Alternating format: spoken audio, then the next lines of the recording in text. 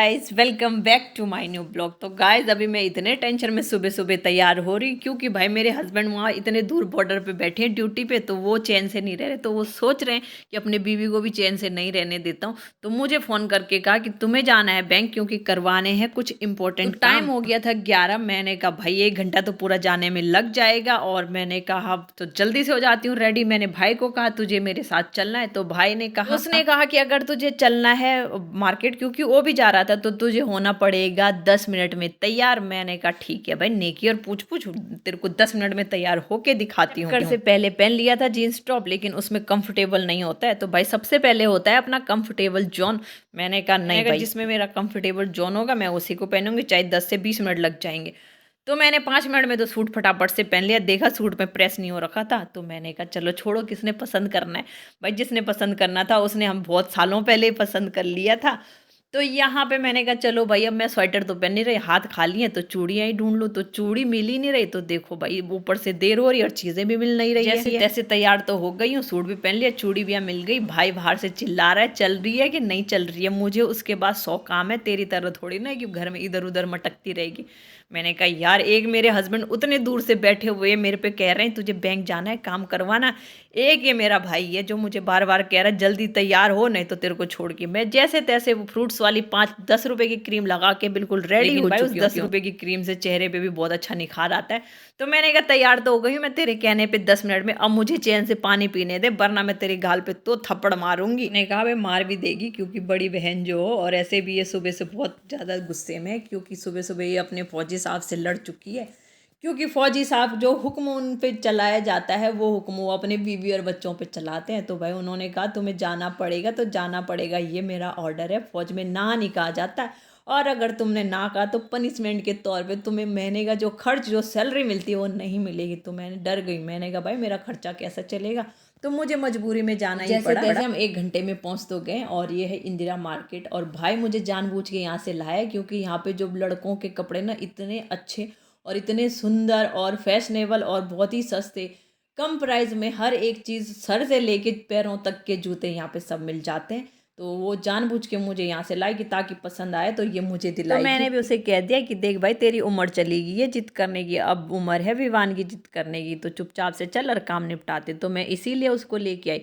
मुझे पता था भाई कि 4-5 फॉर्म मिलेंगे और ये होंगे सारे इंग्लिश में। मुझे पढ़ना तो आता है इंग्लिश, मुझे लिखनी नहीं आती। तो मुझे अब लग रहा है कि मुझे अपनी बेटी से ट्यूशन लेना पड़ेगा इंग्लिश लिखने की। तो मैं यहाँ देख रही थी कितनी भीड़ है भाई बैंक में लोगों की।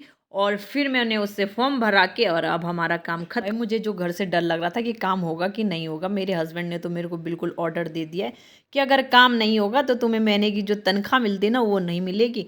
तो भाई फाइनली मेरा काम तो हो गया, और मैं बहुत खुश हूँ। मैंने भाई को कहा कि चल अभी थोड़ा सा टाइम है तो पलटन मार्केट चल लेते हो। मेरे को कह रहा है बड़ी चाल आ गया, तो जब मैंने तेरे को इंदिरा मार्केट में बोला था कुछ देखते, तो तूने कहा नहीं नहीं अभी काम है, और अपना जब तेरा मतलब है तो पलटन मार्केट में आ गई। मैंने भी उसे कहा चल ले ले, कोई बात नहीं, मैं तेरे को कुछ दिला दूंगी, तो पसंद कर ले, लेकिन ज़्यादा ना करियो, 500 रुपये से ज़्यादा मैं तेरे पे खर्च नहीं करूँगी।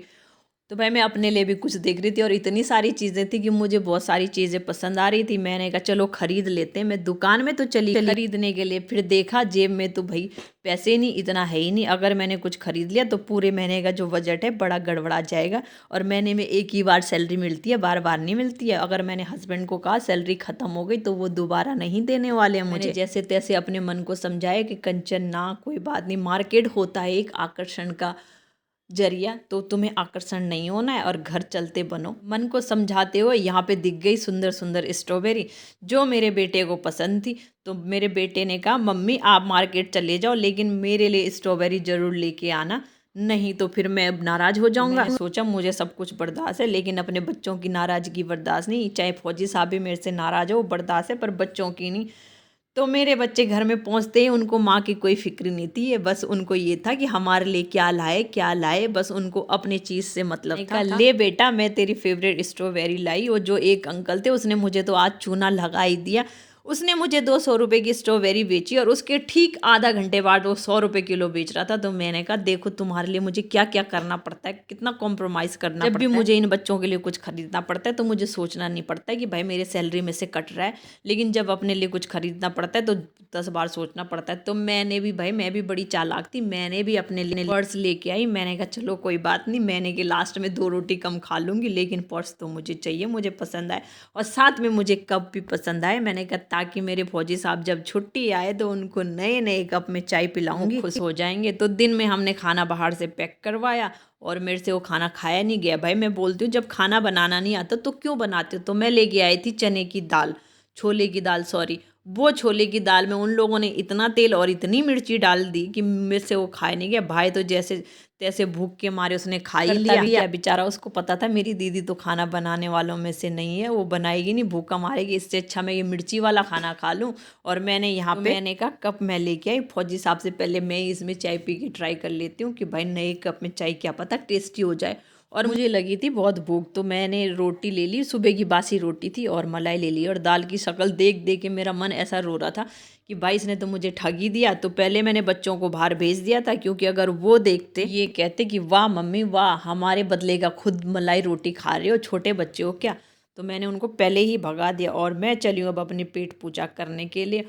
और गाइज़ मैं उम्मीद करती हूँ कि आपको ये वीडियो पसंद आई होगी। तो अगर पसंद आई तो वीडियो को like comment share and subscribe जरूर करना। तो मिलते हैं फिर नेक्स्ट ब्लॉग में, तो तब तक बाय बाय और हमेशा खुश रहो किसी न किसी वजह से।